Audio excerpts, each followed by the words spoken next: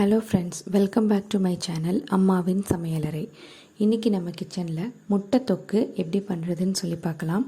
அது செய்கிறதுக்கு தேவையான பொருட்கள்: 7 முட்டை எடுத்து வச்சுருக்கேன், 5 பெரிய வெங்காயம், 2 பச்சை மிளகாவை சின்ன சின்னதாக கட் பண்ணி வச்சுருக்கேன்,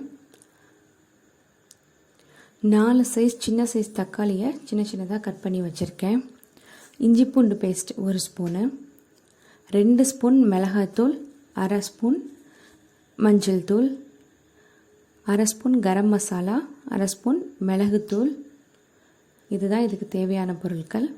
ஒரு கடாயில் கொஞ்சம் எண்ணெய் விட்டு, எண்ணெய் கொஞ்சம் ஜாஸ்தியாக தேவைப்படும், சோம்பு போடணும். சோம்பு கொஞ்சம் பொரிஞ்சதுக்கப்புறம் கட் பண்ணி வச்சுருக்க வெங்காயம் பச்சை மிளகா போட்டு நல்லா வதக்கணும். அது வெங்காயம் பச்சை மிளகா நல்லா வதங்கினதுக்கப்புறம் இஞ்சி பூண்டு பேஸ்ட் போட்டு, இஞ்சி பூண்டு பேஸ்ட்டோட பச்சை வாசனை போகிற வரைக்கும் வதக்கணும். அதுக்கப்புறம் கட் பண்ணி வச்சுருக்க தக்காளி சேர்த்து, தக்காளி நல்லா குழஞ்சி வதங்கணும். அது அளவுக்கு நல்லா வதக்கிக்கோங்க. தக்காளி வதங்குறப்ப கொஞ்சம் உப்பு சேர்த்துருக்கேன்.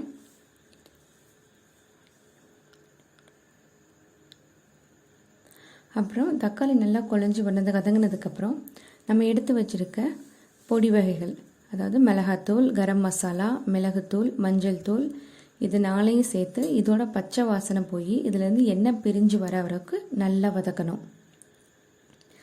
இந்த அளவுக்கு நல்லா எண்ணெய் பிரிஞ்சு வந்துடணும். வந்ததுக்கப்புறம் அதோட முட்டையை சேர்த்து 3 நிமிஷம் சிம்மில் வச்சு வேக வைக்கணும்.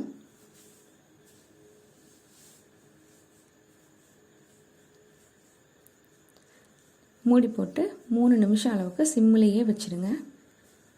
அப்போ தான் அந்த முட்டைக்குள்ளே அந்த மசாலாலாம் இறங்கி நல்லாயிருக்கும். பாருங்கள், நல்ல மசாலாலாம் இறங்கி சூப்பராக ரெடி ஆகிருக்கு.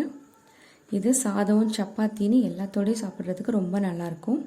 சப்பாத்தியோடு சாப்பிட்ணுன்னா முட்டையை முழுசாக போடாமல் 4ஆக கட் பண்ணி போட்டிங்கன்னா ரொம்ப நல்லாயிருக்கும். நான் சாதத்தோடு வச்சு சாப்பிட்லான்னு முழுசாக போட்டிருக்கேன். கடைசியில் கொஞ்சமாக கொத்தமல்லி இலை தூவி இறக்கிடலாம்.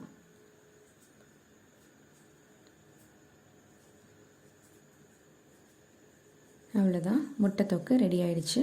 இதை ஒரு தடவை நீங்கள் ட்ரை பண்ணி பார்த்துட்டு எப்படி இருக்குன்னு கமெண்ட்டில் சொல்லுங்கள். அடுத்த வீடியோவில் சந்திக்கிறேன். பாய்.